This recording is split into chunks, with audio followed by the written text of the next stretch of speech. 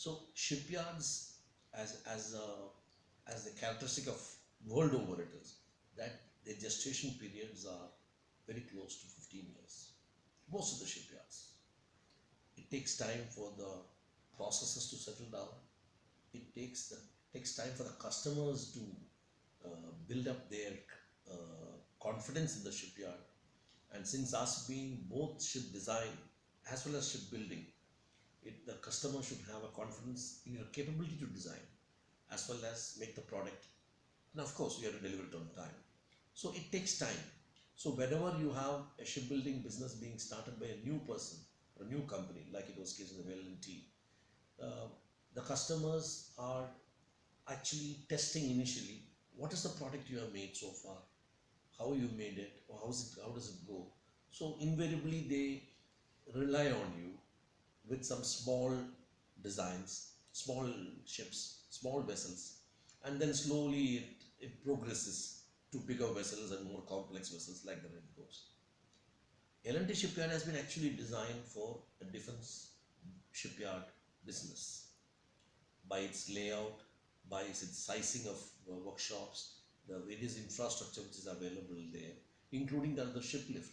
Because if you see, all the ships of the Indian Navy, except the aircraft carrier, can be handled on the ship lift. Every ship. So, and it is going to be so in the future. It's only the aircraft carriers which are going to be more than 20,000 tons. Rest all of them will be less than that. So we would be able to add. So that is how we decided on this ship lift, which has of course been designed indigenously by L&T, manufactured indigenously by L&T, and then operationalized. And we run the ship lift with the certification of Lloyd's, who regularly comes and certifies its proper functioning, which is required, of course. Now, when we started, I told you that we started with some commercial shipbuilding here. Parallelly, we are exploring the various options, the various market segments we could get in Indian defense shipbuilding. And Indian defense shipbuilding primarily is only Navy and Coast Guard. So we were looking at their requirements, and the first order which we won was for supplying a 54 number interceptor craft. Initially, they gave 36. They were very happy with the product, and then they gave 18 more, which is permissible under the 50% more quantity they gave. And we are in the process of finishing the first contract and delivering the second contract. Totally designed by us. It has met all the requirements, and that has given us a huge confidence in our ability to build high-speed vessels, which would have the speed, which is the most essential thing when you are looking at coastal security. Because you have to intercept any person who is going to cause an ingress into your coastal waters. So speed is extremely important, and of course it should have some minimum firepower so that it will be able to counter any of the actions by the intruder.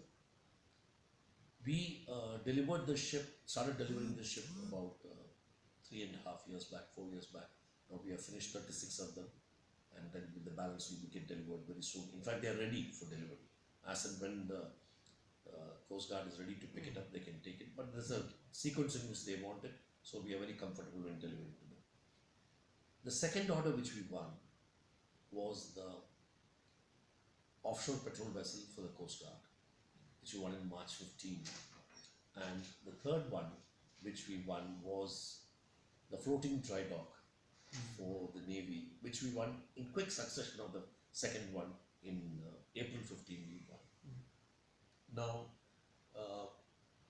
as far as the first contract, I already told you, it's been a huge experience for us. The second contract was the floating dry dock, which we already launched in June.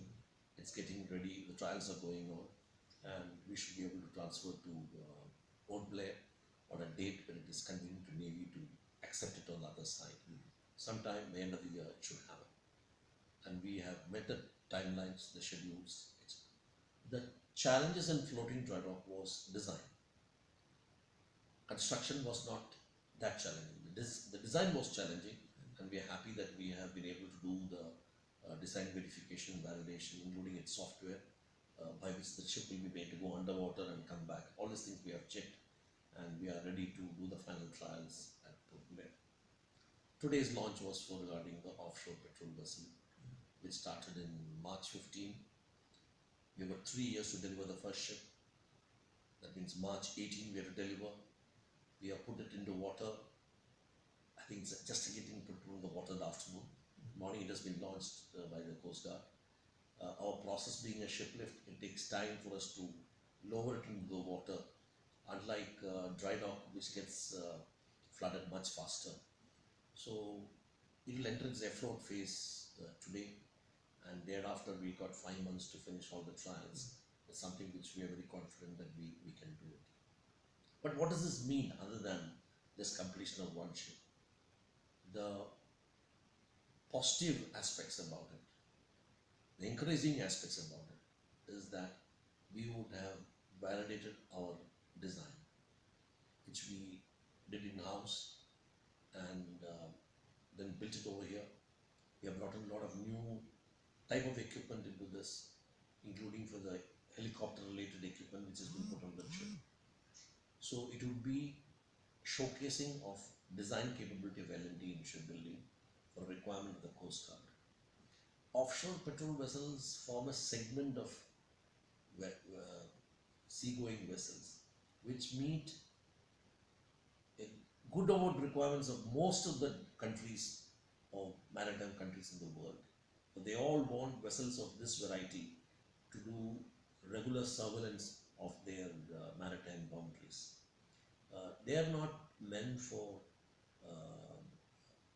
fighting a warfare with the enemy. They are not meant for it, but they are meant to monitor and keep surveillance on